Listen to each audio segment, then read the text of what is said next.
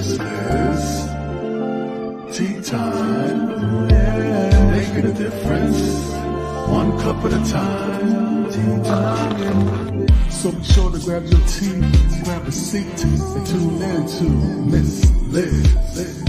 Tea time, making a difference, one cup at a time. Tea time, yeah. Tea time, time.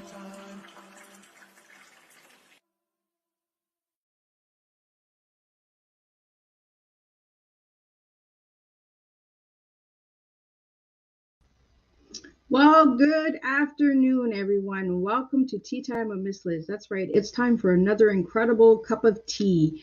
The TEA is coming to you live with an incredible guest who has an incredible program that we will be talking about. So I'm just going to do a little disclaimer, and then we're going to introduce this incredible guest from Brave Up, and then we will sit and have tea together. Disclaimer with Miss Liz. I am going live on StreamYard, and before leaving a comment, please grant StreamYard permission to use your name at StreamYard.com. Please be advised that content brought forward for any Tea Time show hosted by myself, Miss Liz, is always brought forward in good faith, however, may bring forth dialogue and opinions that are not representative of my platform. The facts and information are perceived to be accurate at the time of airing. All Tea Time guests and audience participants are responsible for using their good judgment in taking any action they may relate to this discussion. The content brought forward may include discussions for some where it may be emotionally at risk. It is significant to know that this show is engaging in discussion form only to offer and inspire awareness with connections and not providing therapeutical advice. If you have any questions about this disclaimer or the panelist discussion, you may freely contact me, Miss Liz, at bookingmissliz@gmail.com. Moving forward, should you choose to voluntarily participate in this show in any aspect, I, Miss Liz, welcome you. Should you decide that this show is not made for you at this time, I respect that, and I will see you in a future show. Moving forward, now I have an incredible guest from Brave Up. So I'm going to jump him into the studio here with me, and I'm going to introduce him with his incredible bio, and then we're going to sit and have tea. And today is an incredible subject, so if you are an educator, you really want to tune into this tea time. So welcome, Alvaro. Hey. My tongue, Miss Liz's tongue is getting all twisted already. So, Alvaro, I'm going to let you introduce yourself. I'm going to do something different today. I'm going to let you introduce yourself and who you are and what you do. Hey, thank you for having me here. It's amazing for me to be here. I'm Álvaro. I'm from Chile. I'm an entrepreneur from Chile. I'm the founder and CEO of Brave Up. That is a software that prevent and detect bullying and cyberbullying in the schools. I have been working on this in the last 8 to 10 years of my life, trying to prevent the aggression, the discrimination, and all this risk on internet in the schools. I moved a few months ago to the United States.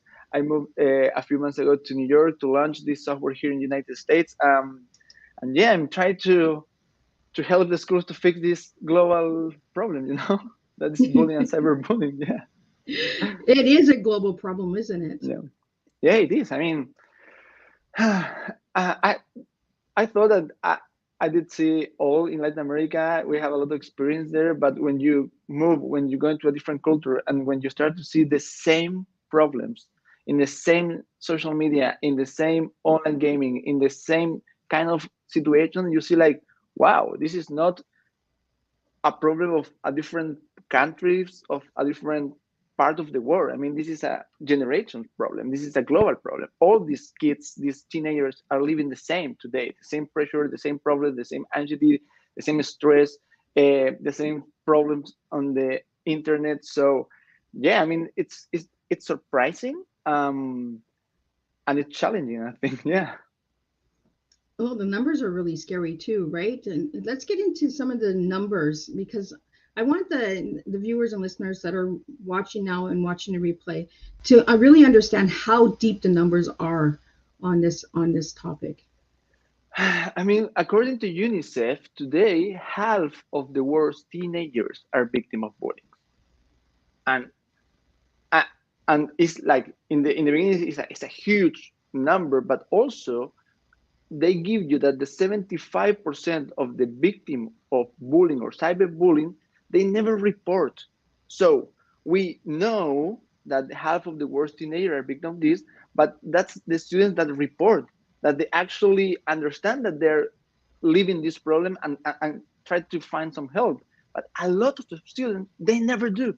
They never do in the 12 years in the school. So it's a huge number, but I think that it's bigger. The truth is like it's more. And our data, our numbers say that it begins between 7, 8 years in the school.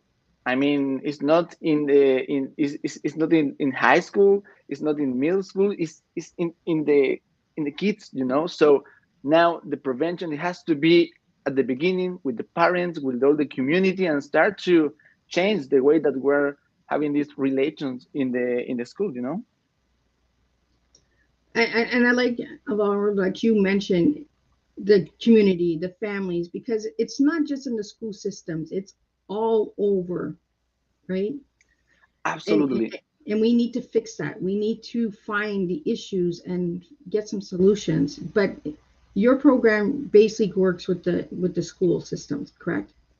Yeah, I mean, when we talk about the well-being, the coexistence, the relationship in the school community, we have to think about all the participants of the school community. And we're talking about the students, we're talking about teachers, we're talking about headmaster, we're talking about the school counselors, and we're also talking about the families. I mean, we all are part of this school community. And when we choose to go for one school and not to another school, is because we we believe in that vision, in that purpose, in that rules, in that way that they see the education, the how a citizen grow, you know, because that the school is your first society, is the first place when you see a different person and you start to have this new kind of relationship, not with your family. So the families are so important.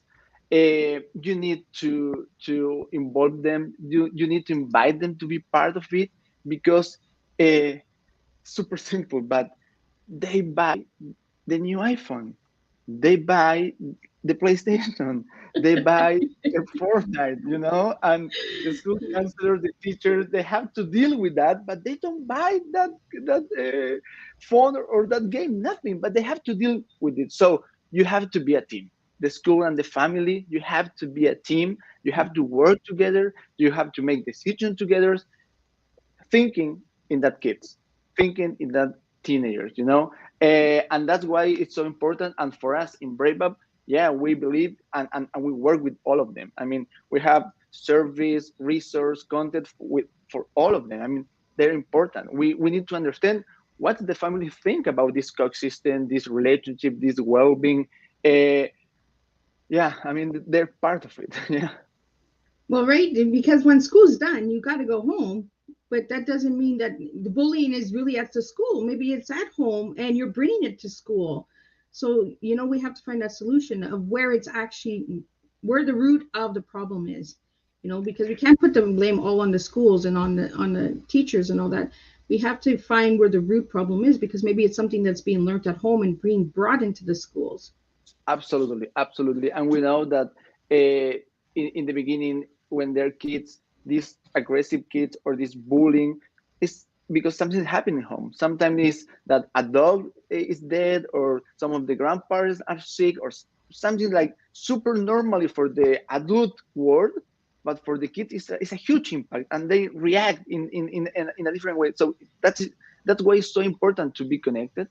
And we know also, like moving to these numbers or data that we have, that the cyberbullying, it happens on weekend, happens on holidays, not in the school time, because when the kids are in the school, they're in class, they're there, I mean, and they're like in Spanish, English, math, history, you know.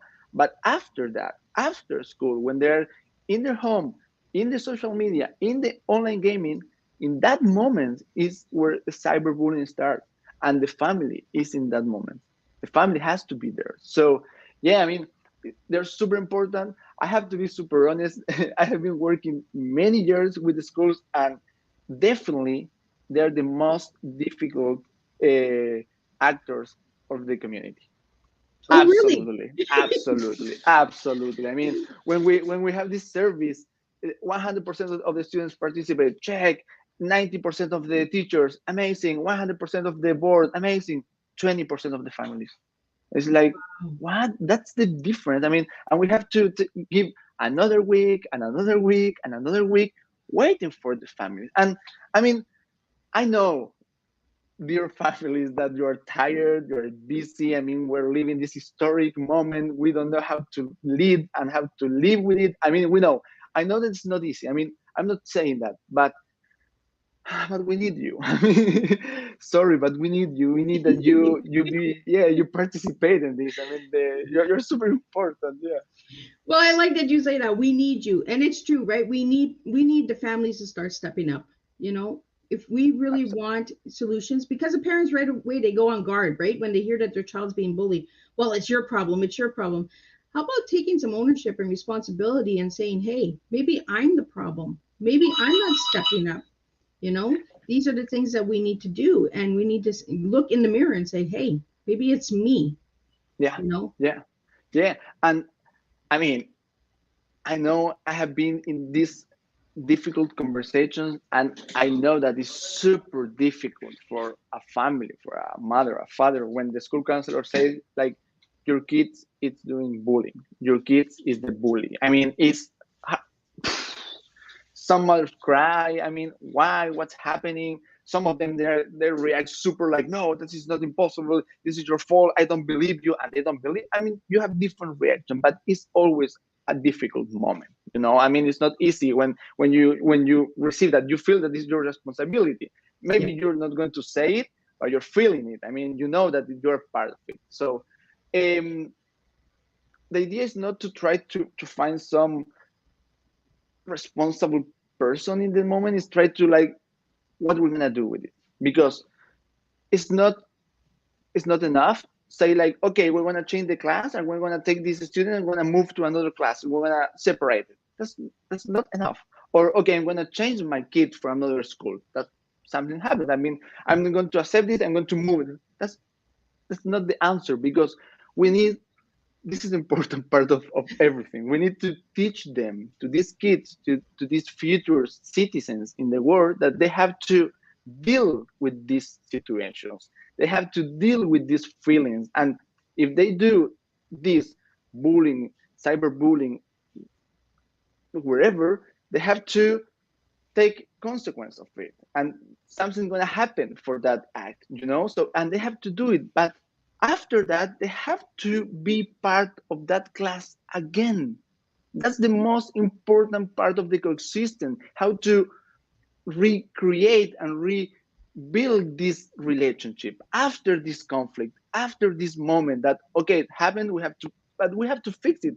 And how we're going to react after this moment is the magic part of the school.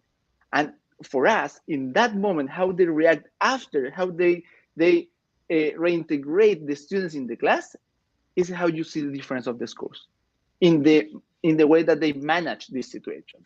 One of them, there's going to be super like, you have to do this homework and this work, and you can't do this, blah, blah, blah, a lot of stuff.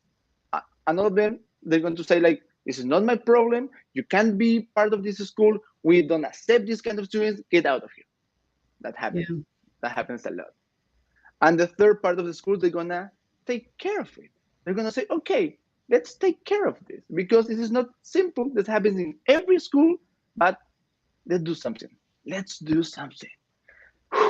It's challenging, it's not easy, but that's the way that we can teach them how to be these future citizens. And for us, Brave Up, that's the school. That's the most important part of the school. How I can learn to react in the future, because I'm gonna have a wife, a husband, kids. I'm gonna have a chief. I'm gonna be I don't know, coworker in my in the next years, and I must have good relation with all of them, and I'm going to learn in the school, you know. So yeah, I mean, this is a complex problem. It's not easy to fix. It's not easy to manage. I mean, uh, we're living it now. But I think that the one of the like secret that we already know is that working family and school together is going to be easier, for sure. Do you think now is the time to play the video, Alvaro? For me, the perfect moment to approach in the first time to technology is 12. It's 12. It's the perfect number for me. I mean, you kind of understand something and you can start to go to this digital world, you know. The average age today in the world that the kids receive their first phone today is like 10, their own smartphone. I mean, they started to use the tablet, the smart TV, the phone of their mom or whatever age before of that. But for us, I think that 12 is a good age. And in the beginning, this is so important. You can play Fortnite, FIFA, any game, not being online. I mean, the kids can do it. So it's super different the approach when they play just in, like with the computer, you know, like offline, and when you play online. Because when you play online, you have this problem that is cyberbullying, that is the grooming, you know, these adults that change the subject, that create these kids characters to approach the kids and yeah, you know. Um, I think after 12 is a good age, but you have PEGI, the Pan-European Game Information, and you have the ESRB, the Entertainment Software Rating Board, that is two organizations in the world that give to the families resource, content, information, and the age of every series, every movie, and every video game. So you know that Fortnite, for example, is for students that they are 12, 13, 14, older. No one's know that. And No, now no one's know that. no, And now, I didn't even know that. yeah, I know. I know. I mean, they need marketing. They need marketing. I know it. And but today you have kids that they are 6 playing Fortnite. So the problem is not Fortnite. The problem is that you have 6 years old kids playing a game that it was created for a 12 years old kid. You know the That is so difference? true. Yes, that is so That's true. that's the gap. That's the problem. And again, who make that choices? The family, not the Exactly. school. What's the Yep. role in this? What's the role of the school in this like topic on this subject? The information. Give this information to their families. Give this ranking, these ages. That's the role of the school here. Give the data. Give the information. Give okay, family. Now you have all the information to make the right decision. But we're gonna give you. Now it's your choice. It's your house. It's your freedom. You Yep. know how I mean I have a line. You know that is give you all the information that you need to make the right choice. That's it. And yeah, you have it. PEGI, Pan-European Game Information. Again, all the game of the European Union. You have that organization, and the Entertainment Software Rating Board is the games of Mexico, Canada, United States, and you have like numbers every video game, online or in physical. You have the numbers there. The for example 12, 18, 17 in the in the package of the game, you know. So when you're going to buy it, you have the numbers there, you have all the information. But I don't think anyone pays attention to that. No one, No no one one. does. No, No and one. I know, I know, Because and we get a lot of people that say, well, my son or my daughter has a mind of a 20-year-old but is in a 12-year-old body. Yes, there are children like that they are special children, but that doesn't mean that all children have that mindset, you know.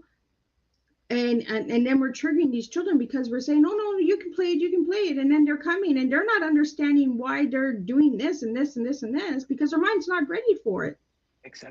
exactly, that's it. That And please, these are huge organization with expert, with person, like they really work on it. They work to create this awareness, to give this information, and they create it for the families. I mean, that's the idea for it. Go for the families. I mean, for all of you. So yeah, trust them. And for me, the second part of it is talk in the class with the parents of the class about it. I mean, we already know that the first person where the students play each other are the classmates. I mean, that's the circle, you know, that's the first, like, okay, we're going to connect Saturday at 3 p.m. and we're going to play together. Okay, let's do it. Amazing. And they play together. So if we already know that, you know the the parents of those kids. So talk each other. Please create this small team and say, okay, how many hours they're gonna play at week? Just one. Okay, just one. Just Saturday. Okay, perfect. Just Saturday. Just between 3 and 4 p.m. Perfect. Okay. All the parents of these 4 kids say that's going to be the 1 hour just Saturday between 3 and 4. The kids play, and after 5 minutes, you talk again. Okay, we're ready. 4 o'clock, boom, the game is over. Ah, no, I wanna play more because my classmate's gonna play more. No, it's not true. We talk with the parents. We know that it's just gonna be 1 hour, boom, and that's enough. But again, this is like the perfect class, you know, the perfect families that they talk about everything. It's super difficult because in the same, and this is why this is why it's so difficult to manage this coexistence and this relationship, because it's complex, because in this same class you have super different families with Exactly. different backgrounds, with different Exactly. studies, with different ideas, with different dreams, with different everything. And you see the difference when, for example, here in Latin America, it happens a lot. Like one part of the families, they say like, no, they have to drink in my house. They have to learn how to drink whiskey in my house with me, because that's how it blah, blah, blah, that part. And in the other part of the class, and in the other part of the class is like, that's impossible. They're never gonna drink. They have to. They must have 25 to drink for the first time. Blah blah blah. How they gonna like work together? Because in that moment, they're not thinking about the kids. They're not thinking about the students. They're thinking about, I have the right. My point is more important than your points. I'm the right, because it's impossible that they drink. And the other person say, super stupid. They have to drink because they don't know how to do it. They don't know the kids now. They have, they Yeah. want to just say, I'm in the right. Well, that's a form of bullying, kind of, right? Because it's bringing into my family does it this way, my family does it that way, so it's kind of like there's no open solution. It's my family, your family, this school, that school. No one's taking responsibility for anything, and it's just continuing to grow and grow and grow. And all they're doing is watering this root of bullying in different ways, in different branches.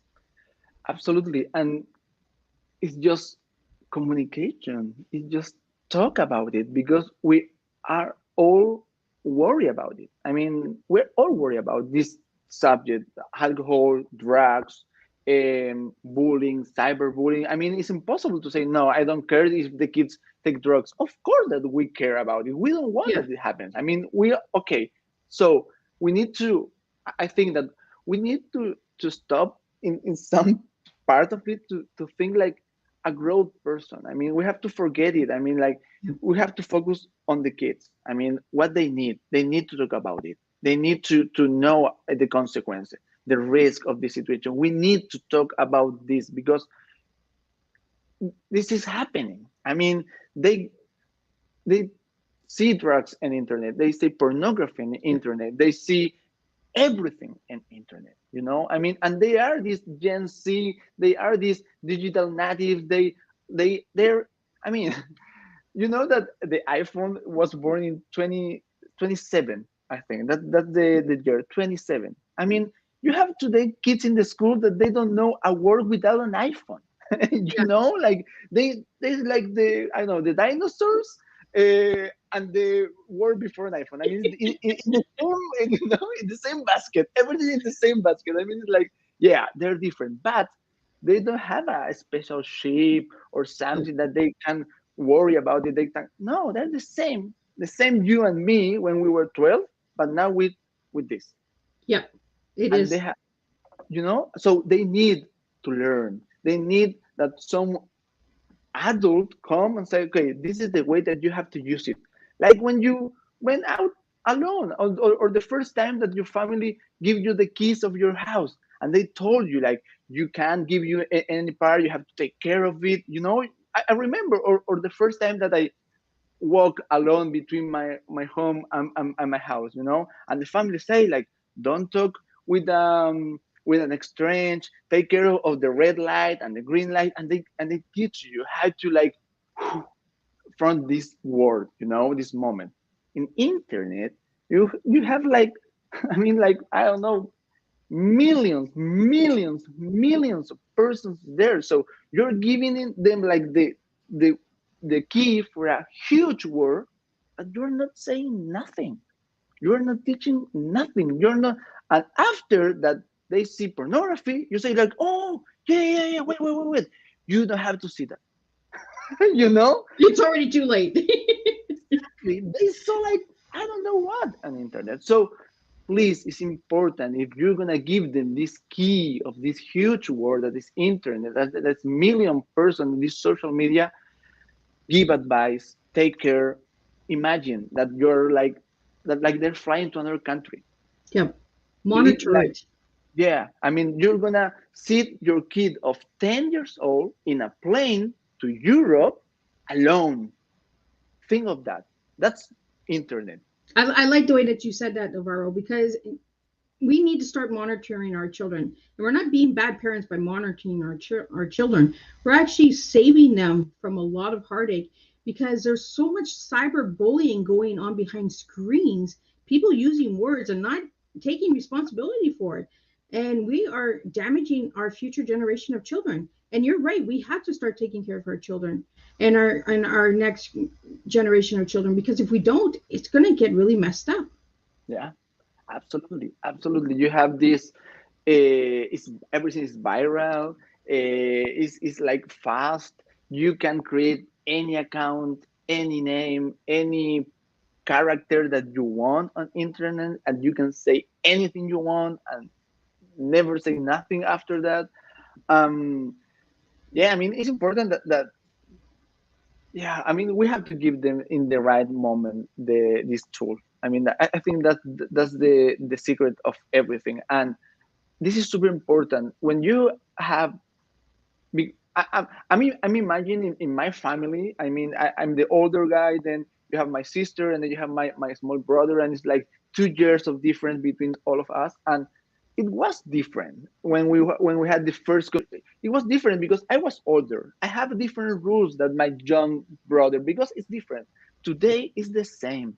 And sometimes we don't do that. We say, okay, we all have the same rules with the same time in the smartphone, the same time in the computer, and it's not fair because no, every year is different, and we recommend to the family to talk with their kids every year. And like Christmas time is like this moment because sometimes in Christmas is when the kids say like, I want a new iPhone, I want a tablet, I want my first PlayStation, or I don't know. In that moment is like the perfect moment to talk about it. Okay, maybe you deserve a new phone, maybe you deserve your first iPhone, I don't know, maybe yeah, it's the moment, Yeah. maybe yeah, it's the right moment. But talk with them, Yeah. explain the risk, and in that moment is when you create the rules, not Exactly. Right from the after. get-go. Yeah. Exactly, before. Okay, I'm gonna give you this, and look at this. In the schools in Chile, we give them like a kind of contract. We had a lawyer as a friend, so we created this contract where the family and the kids sign this contract between them. So we're not going to use the smartphone when we're eating. The family say, I'm not going to use my smartphone when I'm driving. Perfect. We Yeah. all together sign this contract. And in one of that rules is, for example, that I, mother or father, can check your telephone anytime you want, anytime I want. I mean, Yep. if I come and say, okay, give me your phone, I want to see what you're doing, you have to give him that. And that's Yep. a gold rule. And you have to accept it to take your phone, you know? But this talk, it has to be before to give the phone. No after Exactly. 3 years, you know, no after 3 years, because that happened like you give at 10, but the big problem happened at 15. Yep. 5 years after you give this tool, then you're gonna talk about sexting, then you're gonna talk about cyberbullying, but he has been learning alone how Yep. to use it during 5 5 years. years. It's impossible now. I mean, it's super difficult to change the way that they're using it after that. So that's why it's so important. Start the prevention of this in the with the families when they have kids between 1, 2, 3 years. I mean, when this topic is not important. I mean, we're not talking about the iPhone because they're a babies. Okay, the perfect time to talk about it, learn about it. Look, Peggy, look the entertainment software rating board, read about it, learn, because soon it's going to be a topic for you sooner than Exactly. you think. Yeah. Right? We have to start educating our children. We have to, we need to really step up.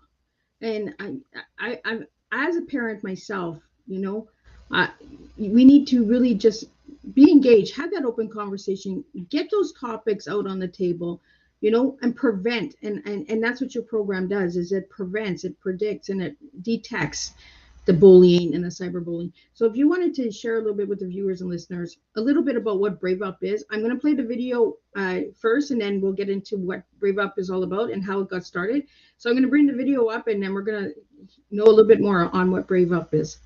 Okay. Half of the world's teenagers suffer violence at school. According to a UNICEF report, bullying disrupts the education of 150 million young people. Research shows a rise in cyberbullying during the COVID-19 pandemic. According to Light, there has been a 70% increase in cyberbullying in just a few months. We present Brave Up, a web and mobile platform shared with school staff to manage the relationships of the school community. Schools can prevent, predict, and detect in real time bullying and cyberbullying in just a few short steps. The software is used by the school's counselor. It has relevant data from the students, predictive models to prevent risk situations, content for teachers, students and their families, and the Brave Up mode, a communication channel where student victims or witnesses of violence can report it. 65 schools in Latin America use the software today, and it will be available soon in the American market. We project more than 50,000 students using the software during this year. The time is now. We are ready to impact the educational model with the highest rate of school violence in the world. In Brave Up, we believe and trust that with technology, we can face this global problem in a scalable and effective way. #StopBullying. So if you wanted to share a little bit more about what Brave Up is and how you got the name, because I'm really curious about how you got the name Brave Up. I I don't remember actually how it was. I mean, we were trying to. I mean, we had this software. We created the first idea. It has a super different name. It was Jubo. It was like your voice, but together. Like that. That's what the idea. Um, I I had this program with this incubator in Chile, and they asked me like go and talk with bullying victims in the school before to create nothing, before to create a code or a log, go and understand what's happening, because I I didn't I didn't have this problem in my school when I was a kid. I mean, I had like a really normal and great experience. So I went to the schools, I did this focus group, I started to talk with the students, I started to understood the feeling about everything. I mean, we cried together. I was like, wow, this is really happening. And the word brave came after this, like, wow, you have to be really brave to talk about it. I mean, you have to be really brave to stand up after all of this. I mean, in that moment, that word, and in Spanish is valiente, and is brave, it starts to like feels like super like, yeah, you have to. And then, I mean, I always have think that it has to be globally. So in the beginning for me, it was like it has to be in English. I mean, I'm from Chile. No one in Chile speaks English. I mean, in the beginning, it was the worst idea ever because no one's cool to say the name. I mean, like, sorry, so you're Alvaro from where? I mean, from Brave Up. What's that Brave? What? Sorry, I can't understand you. I mean, like, oh, yeah. Now, like, I moved to United States. Now, like, I'm talking English with you, and you say, like, wow, the Brave Up name is a good name. I feel like, yeah, after 8 years, we did it. I mean, I like it finally. because it's brave up, right? Like step up. It's time to Ex- step up.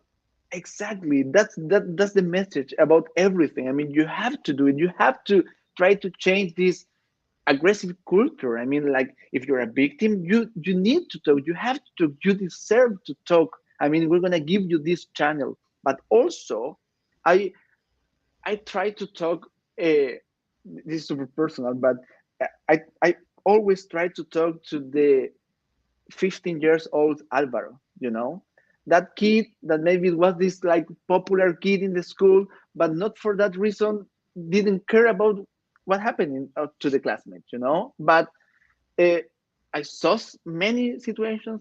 I I saw many problems, but not always I did something. Not always I talk.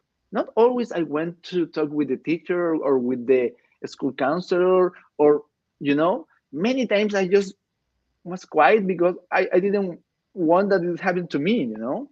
Um, so many times when I went to schools, when I create this technology or everything, I try to think in that person that I know that they care.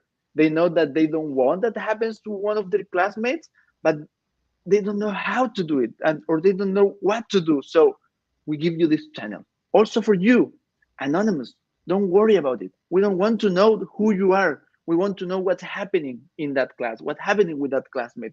Use it. Um, and that's brave also, Yep. and you have to be brave also. So yeah, yeah, I mean, I connect personally a lot with that student, and happens. I mean, these witnesses, these students, they use the platform. Sorry, I connect with some really person that I don't know why, but yeah. Yeah. Well, I want to get into the data. We spoke about this a little bit before we went live. What are the datas of Brave Up and how many schools and locations and all that? And are you looking at coming into Canada? Because I know you're not in Canada yet, but are you looking to come into Canada? Yeah, today we're working with 109 schools in Chile, 4 schools in Colombia, 2 schools in Mexico, 5 schools here in the United States. 70,000 students are using already the software, and we project that we're gonna finish this year with 300,000 students. Um, we want Canada, absolutely. I mean, yeah, I mean, we want Canada, we want Mexico, we want Spain, we want England. I mean, it's crazy when you talk about this topic, when you talk about in any country that I have been, it's like, yeah, you relate with in some point with some brother or sister or some friend, or you live this and you know it and you feel it. And it's like, oh, a lot of families when I, for example, when I came to the United States and I went to the embassy for the visa and everything, and they asked me like, oh, now I'm renting an apartment here in the United States, and they asked me like, what do you do? I said like, no, I created this software to detect and prevent bullying and cyberbullying. It's like, what? Tell me how it works. I mean, you always want to know more because Yep. uh, sadly, what I want to say, but today is normal to see. It's normal to see bullying and cyberbullying in the school.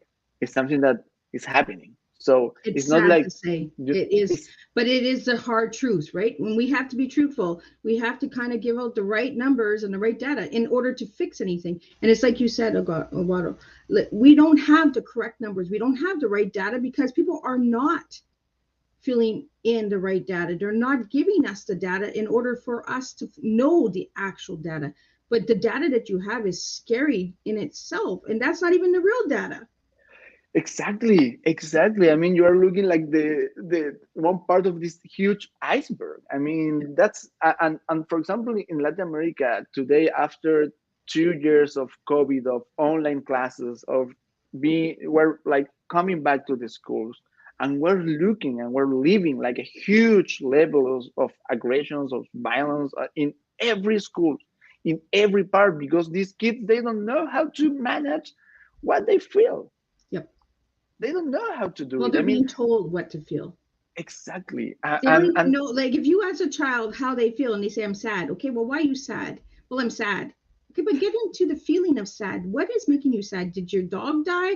Did you lose a friend? Did you lose your favorite toy? Like, why are you is sad? the is the COVID? Is because you don't have a teacher? Is because your dad lose their job? What? Tell me more. I mean, it's important. And now we're doing these activities in the schools in Latin America, that the small kids, they draw, they paint their feelings. You know, it's like one of my activities to like the teacher, they have to know what they're feeling before the learning process, before the class, before the English class, or any of them. You need to know how they are Yeah. actually, because they have to be good, they have to feel good to learn. I mean, we already know that. Eh, Moving fast to the data, again, like we know, when the school, when they have a good coexistence, when they have good well-being, they have better learning process. We already know that. That's not just like, oh, these hippie guys try to fix the well-being. No. It's Well, not what's that. wrong with a hippie fixing the world, right? Yeah, like, yeah, exactly. Oh, yeah, just more loving. No, no, At no, least you'll no, be no. happy, but I mean, it's won't. I true. mean, yeah, I mean, it's true. I mean, part of me, absolutely. But I study engineering. I love data. I mean, it's kind of more deep, or just love. I mean, um, like I told you when we met in the beginning, this idea was born trying to give more quality of the Yeah. education in the school, trying to give the right data to the teachers to improve their results, the learning process. I mean, for us in Chile, in Latin America, it's a huge topic. We want to have a better education. So we know that this well-being, this coexistence, this social emotional learning process is also super connected with the learning process. It's connected with the results. It's connected with these numbers, with this standard test and everything. Yeah, a school with a good well-being, you're gonna have better results. So, yeah, for the teacher, for this family that they don't believe in these topics, yeah, I mean, it's gonna happen. Yeah, it's super connected. Yeah. Well, and you can feel the passion behind the project too, right? And I think that's where it makes a difference. When you're passionate about what you're doing, you actually open more doors. You actually have people who connect more because they see the passion behind you. They're not just, well, I just made this program and just go do it. Where you're like, hey, this is a cool program. Come and check it out. I'm telling you, it might change one life. It might save one life. And that's all we're doing is one life at a time, you know?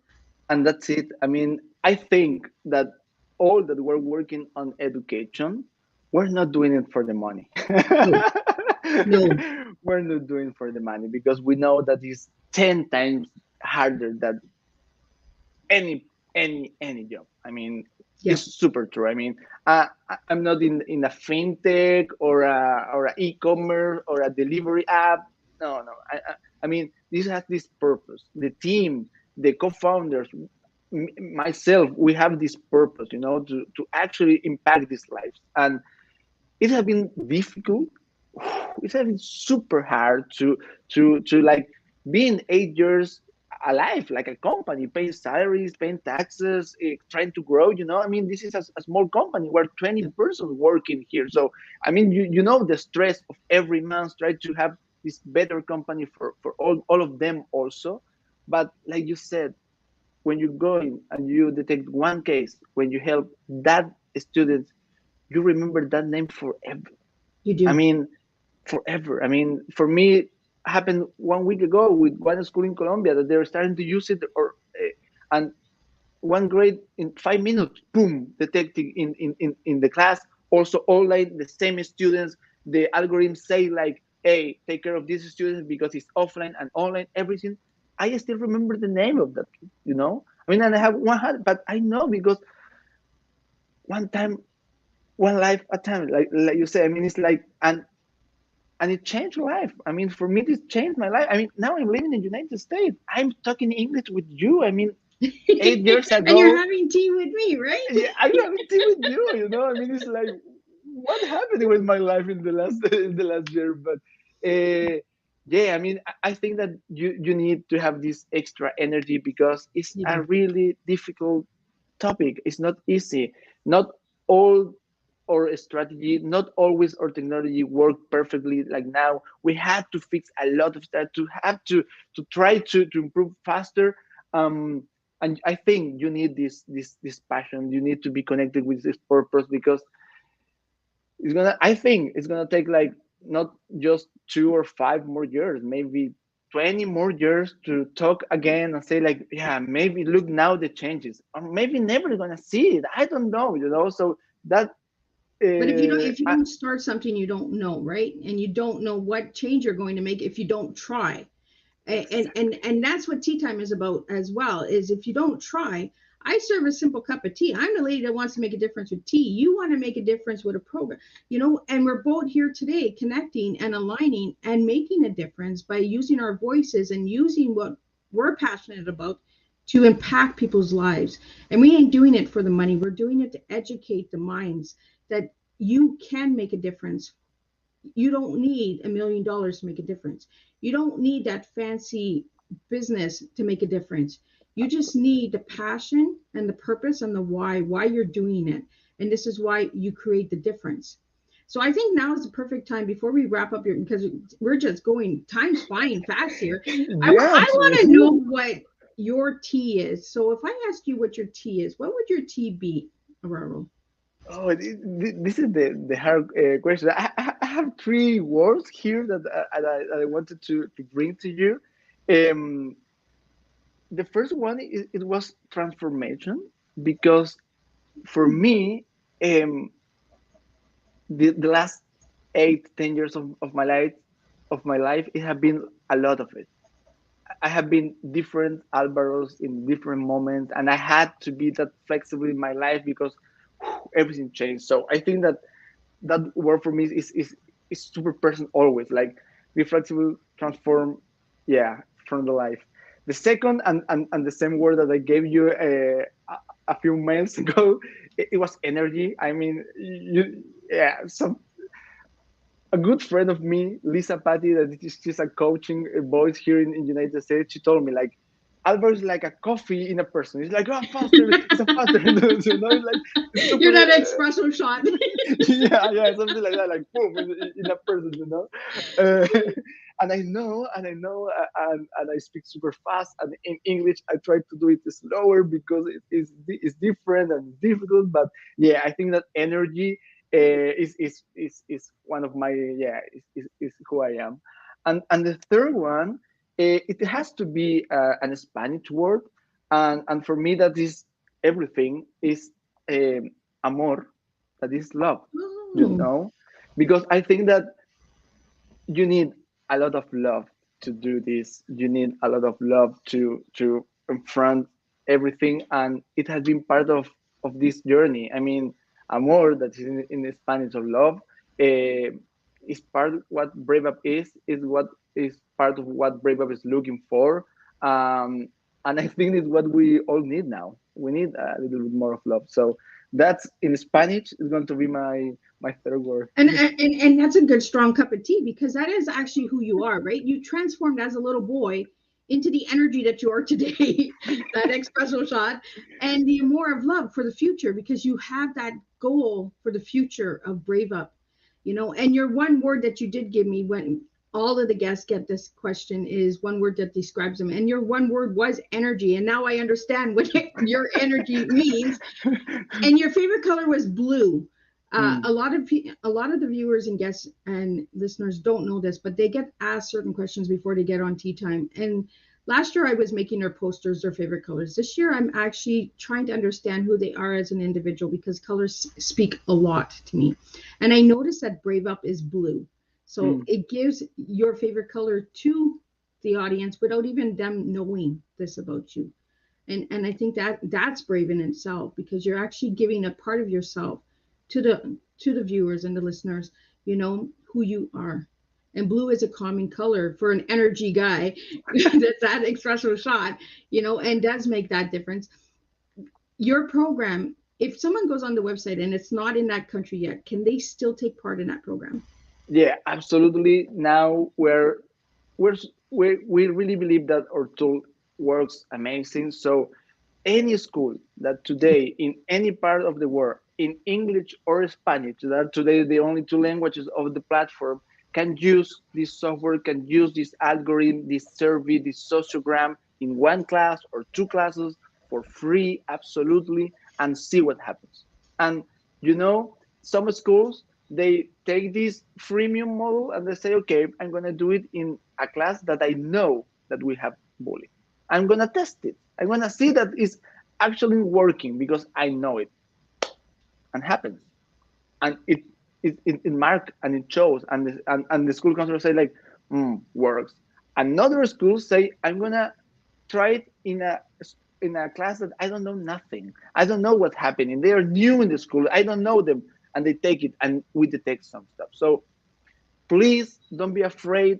It's a small activity or of 15 minutes in a class, in the computer class or in the tablet or in online, in home. You choose. You can do it wherever you want. After 15 minutes of this survey, you have the results in real time, everything, the positive relationship, the negative relationship, the possible students that are victim of bullying and cyberbullying, and also the relationship of the students in the online gaming. So you can have the relationship offline and online, and you can compare what happened in the same class. So yeah, it has been amazing. We have, like I told you already, 70,000 students using this software, answering this service, and the algorithm is working. So yeah, our dream is impact to 25 million students in the world. That will be like the dream, and we can celebrate together if we can do it. Yeah, absolutely. I have the energy in person. That would be, can you imagine it, like 25 million kids, like, well, that will be huge, that would be amazing, and that's the dream, and we're trying to build that impact company, that impact startup. We want to change the world. We really want. So, Alvaro, if anybody wanted to contact you to have you speak for their school or for their organization or anything like that, how would they get a hold of you? Braveup.com, that's the webpage. You have all the data, the information there. If you want to write me an email, ac.braveup.com. Simple, easy, ac.braveup.com. Yeah, exactly, braveup.com there. You have all the information. You have you can ask for the demo. You can ask for the freemium. You can write us an email. We're here. We're ready. We want to work with many schools. So yeah, let's do it. Let's do it.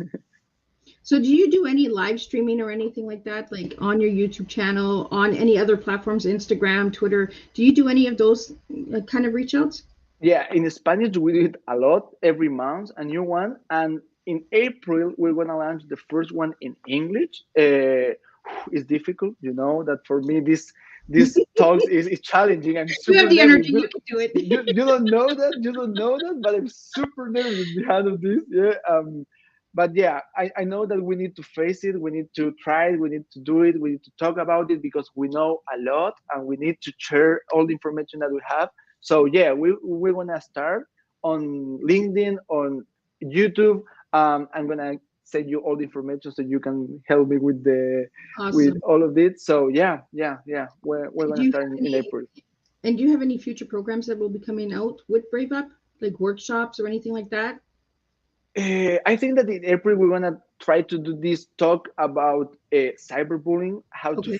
how to detect it, and that's like the first topic. But after that, we're gonna try to receive the feedback of the audience, of the counselors, of the teachers, and try to see what they need. Because I think that for us in this moment, that's super important. Try to understand what the school communities needs of us here in the United States, in Canada, maybe also, more than in Latin America that we have more experience. Yeah.